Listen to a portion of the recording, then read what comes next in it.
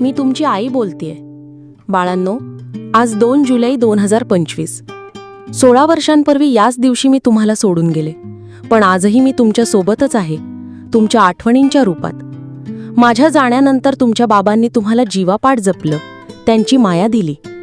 मला माहीत आहे, गेल्या वर्षी जुलैमध्ये तेही तुम्हाला सोडून गेले आणि तुम्ही खऱ्या अर्थाने पोरके झालात. आईवडिलांचं छत्र हरपल्याचं दुःख काय असतं हे मला समजतं. तुम्ही म्हणता ते होते तोपर्यंत कसलीच काळजी नव्हती, तो एक मोठा आधार होता, हे खरं आहे. पण बाळांनो, मी आणि तुमच्या बाबांनी तुम्हाला खंबीर बनवलं, झाडाला स्वतःच्या पायावर उभं राहायला शिकवलं. आज तुम्ही सक्षम आहात हे पाहून मला खूप आनंद होतो. तुमच्या आठवणी माझ्यापर्यंत येतात, विशेषतः माझ्याबद्दलच्या. हो, मी खरेच वात्सल्याची मूर्ती होते आणि माझं तुमच्यावर खूप प्रेम होतं. माझ्या डोळ्यातील आनंद अश्रू आणि दुःखाश्रू हे माझ्या प्रेमाचंच प्रतीक होतं.